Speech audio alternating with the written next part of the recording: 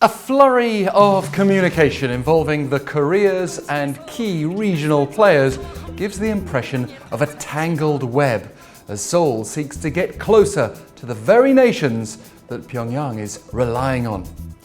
And following all the recent focus on Russia, China has moved to the center of the stage in this unfolding drama.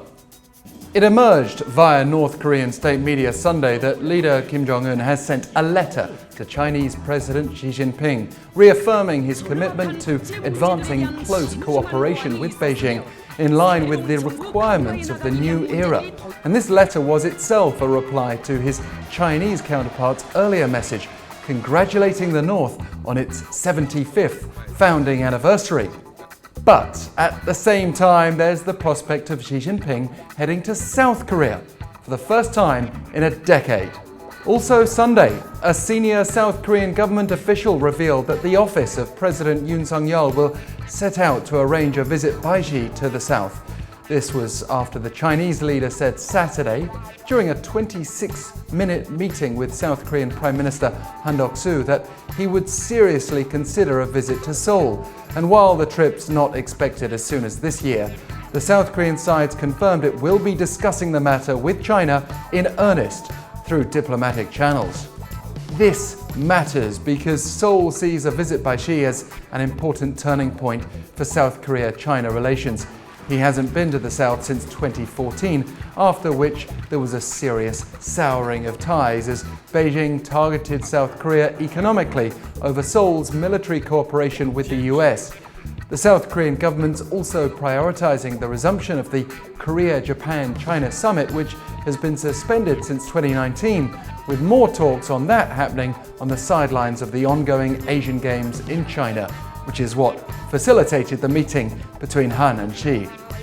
So, North Korea must be looking on with some concern, although it has been getting a lot closer to Russia lately.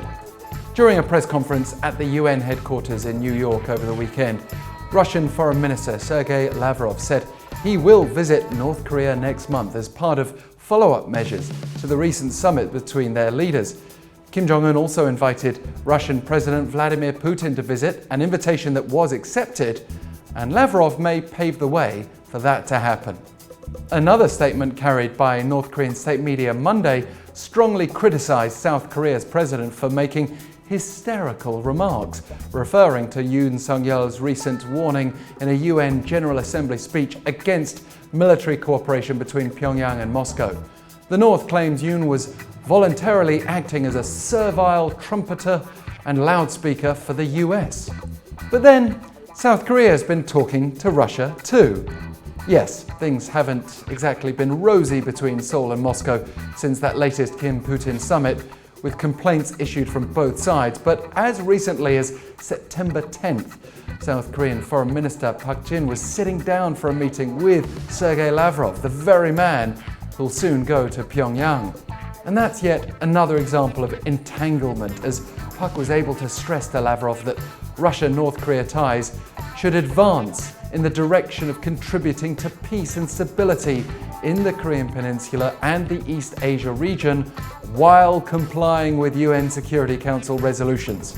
Their meeting took place on the sidelines of this month's G20 meeting in India, and we can expect further opportunities for Seoul and Moscow officials to talk again, given their active global engagement. North Korea remains in a much stronger position with Russia for now. After all, it supports Moscow's war in Ukraine, unlike South Korea. Pyongyang also has a close, if occasionally complicated, relationship with China. Yet, it won't like any kind of ties between its allies and South Korea, including Xi referring to the South as China's inseparable partner country, while expressing his plan for a strategic partnership. And so, once again, Seoul has been invited to that diplomatic dance of staying close to its like-minded allies, particularly the US, without alienating China, and perhaps Russia too. Do you think that's possible? Share your own views in the comments and help us keep you updated with a like, a subscribe, and/or a share. They all count.